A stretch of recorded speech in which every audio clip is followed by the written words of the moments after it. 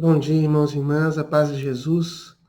Voltamos novamente para as nossas meditações quaresmais, olhando para Santo Afonso Maria de Ligório, olhando para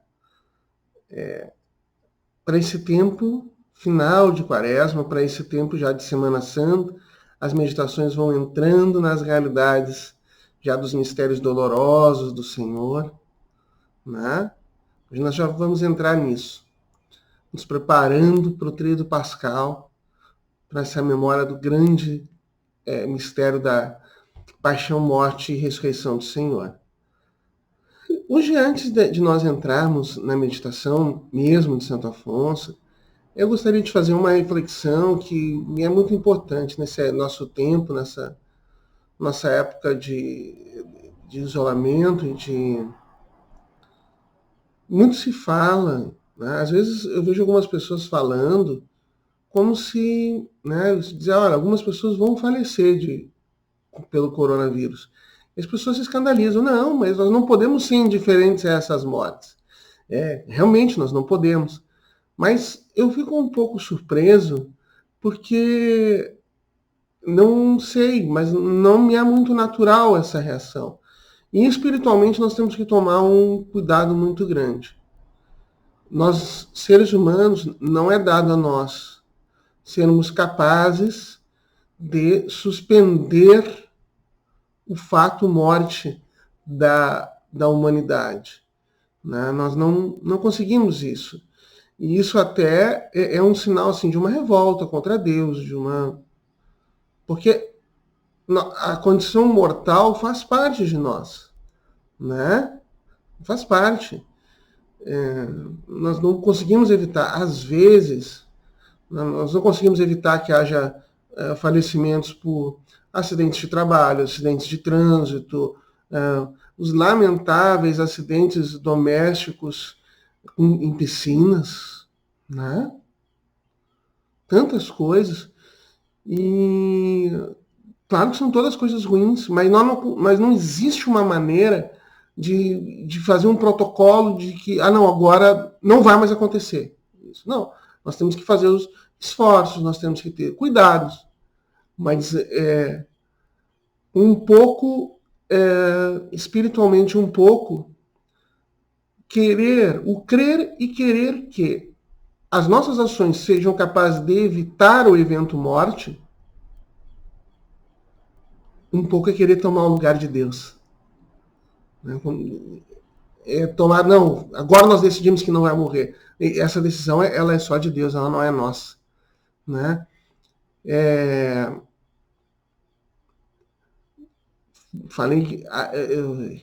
Me chocou, por exemplo, uma morte muito estúpida de um ator americano de quem eu gostava, muito jovem, menos de 30 anos, que ele faleceu assim. Ele foi pegar uma carta na caixa de correio dele, que era abaixo, se abaixou, no carro dele, que estava com o freio de mão desligado, veio para cima dele, em casa, sozinho, e bateu na cabeça dele, pressionou, e ele veio a falecer, com menos de 30 anos.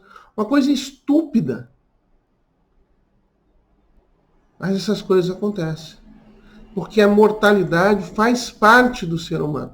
E com relação a esse momento do coronavírus, eu vejo as pessoas às vezes dizendo, não, nós não podemos dizer que morra nenhum. Não. No momento que surgiu a doença, infelizmente, alguns estão com uma saúde tão frágil que vão vir a falecer, se não vierem a falecer por esse vírus, vão vir a falecer de gripe normal, de pneumonia, de tuberculose, de o H1N1. Infelizmente,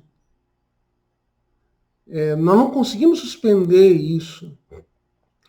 Nós não podemos deixar que, pelo menos temos que fazer o máximo para evitar de chegar à situação da Itália, em que, bom, não tem respirador para todos, e as pessoas estão morrendo porque não tem o equipamento ali, tem gente mais infectada, então vamos baixar essa curva de infecções para que não sobrecarregue o sistema de saúde, né? E não haja uma explosão de mortos, porque a coisa se alastrou tão rápido que todos ficaram doentes juntos e aí não foi possível tratá-los. Nós temos que fazer o máximo para evitar, mas não é possível, não se pode ter a ilusão que não, agora de que não haver falecidos disso é uma meta possível, é uma meta que nós devemos colocar. Não é. Mais de 1.100 pessoas faleceram no Brasil ano passado de gripe comum, né? Que se transmite da mesma forma. Então, a gente não consegue evitar, né? Cuidado, assim, né? Enfim. Vamos tomar todos os cuidados, seguir as orientações, nos acalmar, né? Sem pânico, mas estamos lidando com isso, né? Estamos lidando com mais uma doença que, mais uma vez, demonstra a fragilidade do ser humano, a nossa limitação, a nossa incapacidade de determinar o nosso destino, para onde nós vamos, né? Estava indo tudo tão bem na economia, estava indo tudo tão bem. Estava, mas essas coisas podem acontecer, né? Nós não somos os senhores deste mundo, né? Bem, a meditação de Santo Afonso de hoje, Santo Afonso já vai então para a realidade de Jesus, que vai ao Horto das Oliveiras e ora e sua sangue. Começa com passagem de São Mateus. Então foi Jesus com eles a um lugar que é chamado Getsêmani. E Santo Afonso então começa dizendo: finda que foi a ação de graças após a ceia, ontem nós meditávamos a Santa Ceia, Jesus sai do cenáculo com os seus discípulos, entra no Horto das Oliveiras e se põe em oração. Mas ai, no mesmo instante assaltam-nos juntos grande temor, grande aborrecimento e grande tristeza. Com o coração oprimido de dor, nosso Redentor diz que sua alma bendita está triste até a morte. Jesus quis que então lhe fosse presente aos olhos toda a funesta cena de tormentos e opróbrios que lhe estavam preparados. Na paixão, esses tormentos afligiram-no um após o outro, mas ali no horto vieram a cruciá-lo todos juntos. As bofetadas, os escarros, os açoites, os espinhos, os cravos e os vitupérios que depois deveria sofrer. Submisso, aceita-os todos, mas aceitando-os, agoniza e treme. Mas Jesus, quem vos constrange a sofrer tantas penas? Constrange-me, responde, o amor que tenho aos homens. Que assombro devia causar no céu ver a força feita fraqueza. Um Deus aflito? E para quê? Para a salvação dos homens, suas criaturas. Naquele horto foi oferecido o primeiro sacrifício. Jesus foi a vítima, o amor, o sacerdote, e o ardor de seu afeto para com os homens foi o fogo sagrado que consumiu o sacrifício. Pai meu, se é possível, passe de mim esse cálice. Assim ora Jesus, meu Pai, se é possível, isenta-me de beber este cálice tão amargoso. Mas Jesus ora assim, não tanto para ficar isento, como para fazer compreender que a pena que ele padece e aceita por nosso amor. Senhor Jesus aceita. Aceita sofrer o nosso pecado. Ora, assim também para nos ensinar que nas tribulações nos é permitido pedir a Deus que nos livre. Mas, ao mesmo tempo, devemos nos conformar em tudo com a vontade divina e dizer o que ele disse. Todavia, não seja como eu quero, mas assim como tu queres. Quantas vezes nós somos chamados a isso na nossa vida? No fundo, nós não queremos nenhuma tristeza, nós não queremos nenhum sofrimento, nenhuma doença, nenhum desemprego, nenhuma contrariedade. Nós preferiríamos não tê-las. Mas elas vêm. E é grande sinal de maturidade espiritual aceitar e entregar para o Senhor, crescer com isso, amar, não se revoltar. Perceber que, com isso que, bom, nós somos limitados mesmo. Deus é o Senhor de tudo. Permitiu isso por causa do pecado humano que existe sobre a terra, sem o qual a dor, o sofrimento, a morte não existiriam, né? Estamos neste mundo assim.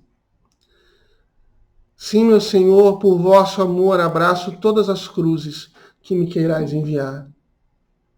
Vós, embora inocente, padecestes tanto por meu amor, e eu, pecador como sou, depois de haver tantas vezes merecido o inferno, me recusei a sofrer para vos agradar e obter de vós o perdão e a graça. Seja feita, não a minha vontade, mas sim sempre a vossa. O convite que se faz a nós, especialmente nesse tempo quaresmal, né, de nos unirmos à dor do Senhor que sofre e virá morrer por nós, pelo nosso pecado, né? O pecado já é nosso, então nós aceitamos isso. Durante a oração, Jesus prostrou-se com a face em terra, porquanto, vendo-se coberto com a vestidura sórdida de nossos pecados, parece que se envergonhava de levantar os olhos ao céu. Esse é um grande mistério. Né? Jesus se recobriu com o nosso pecado. Aquele que não tem pecado, Deus o fez pecado por nós, vai dizer São Paulo. Né? Jesus, aquele que não tem pecado, ele assumiu todo o pecado da humanidade e por isso sofreu. E esse sofrimento do Getsemane acontece por isso. O padre Raniero Cantalamessa, que é pregador na Casa Pontifícia, ele diz que neste momento Jesus se cobre com todo o pecado da humanidade e começa a sentir o sofrimento que o pecado impõe a Deus. E mais, a própria consequência do pecado, que é o afastamento de Deus. Mas como isso? Jesus é Deus. Mas ao assumir o pecado, existe uma repulsa natural entre Deus, todo amor, toda misericórdia, toda bondade, e o pecado, que é o mal em si. E pela primeira vez, Jesus, que era apenas união plena com Deus, passa a sentir uma outra força. A força da repulsa que Deus tem pelo pecado humano. Que dessa vez ele assumiu em si.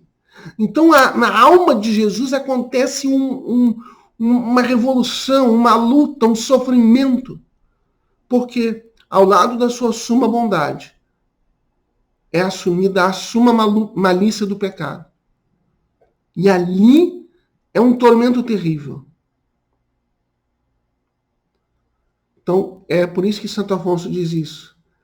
Jesus prostrou-se por terra, vendo-se coberto com a vestidura sólida dos nossos pecados, parece que se envergonhava de levantar os olhos ao céu. Ó meu amado Redentor, não me animaria a vos pedir perdão de tantas injúrias que vos fiz, se as vossas penas e os vossos merecimentos não me dessem confiança. Eterno Pai, ponde os olhos no rosto do vosso Cristo. Olhai não para as minhas iniquidades, mas para esse vosso Filho dileto, que treme, que agoniza e sua sangue, a fim de obter para mim o vosso perdão. Vede-o e tende piedade de mim. Que, Jesus meu, não há nesse jardim para vos suplicar nem algozes, nem açoites, nem espinhos, nem cravos. Que é então que faz correr vosso sangue? Ah, compreendo agora. Não foi a previsão dos tormentos próximos a causa da vossa aflição, pois espontaneamente vos oferecestes a sofrê-las. Foi à vista dos meus pecados. Eles foram o cruel lagar que fez correr o vosso sangue de vossas sagradas veias, de sorte que não vos foram desumanos e não foram desumanos e cruéis, foi eu que fui cruel e desumano. Ó meu dulcíssimo Jesus, os meus pecados que tanto vos afligiram no horto, se eu menos houvera pecado, menos houvereis vós padecido. Eis então, ó meu Jesus, como correspondi ao amor que vos trouxe a morrer a mim. Não fiz mais que ajuntar novas penas e tantas outras que tivestes que sofrer. Essa é a verdade e realidade terrível do pecado. Então nós oramos ao Senhor. Ó meu amado Senhor, pesa-me de vos ter ofendido. Sinto dor, mas não bastante. Quisera conceber uma dor capaz de me tirar a vida. Ah, pela cruel agonia que sofrestes no horto, dai-me uma parte do horror que tiveste de meus pecados. Se outrora vos afligi por minha ingratidão, fazei que vos agrade daqui por diante, por meu amor. Ó Maria, Mãe das dores, recomendai-me a vosso Filho aflito e triste por meu amor. Amém. Em nome do Pai, do Filho e do Espírito Santo. Amém. Não que nós precisamos buscar sofrimentos, dores, né? Nossa Senhora em Fátima, quando convida os pastorinhos a não, o convite de Fátima é esses não querem sofrer em face do pecado que aflige, que ofende a Deus. Ele diz, e aí a vida dos pastorinhos passa a ser isso, né? Aceitar essas dificuldades. Mas eles falam, o que nós devemos fazer? Eles dizem, não, nós não precisamos fazer muita coisa. O principal é aceitar as dificuldades que aparecerem na vida, os sofrimentos que aparecerem na vida. E entregar, e aproveitar, e dizer, diante desse sofrimento, uma contrariedade, um falar mal, uma injustiça, uma injúria, uma doença, uma falta de condição material, uma decepção, uma traição, falecimento de um amigo, o afastamento de uma pessoa querida. Senhor, eu te ofereço esse sofrimento pelo meu pecado. O meu pecado é a fonte dos males da humanidade. Claro, é todo o pecado da humanidade, mas não me cabe acusar os outros, né? Então, é o meu pecado. O meu pecado. Então, eu aceito sofrer isso. E fazer algumas penitências, né? Como nós fazemos, uma privação de uma coisa, de outra, de um refrigerante, de um doce, às vezes, algumas coisas maiores que Deus vai pedindo. Nós vamos nos unindo ao Senhor, estando ao lado dele. Tá bom? A paz de Jesus, Deus abençoe a todos. E amanhã nós voltamos com mais uma meditação desse tempo de Quaresma com Santo Afonso. Deus abençoe.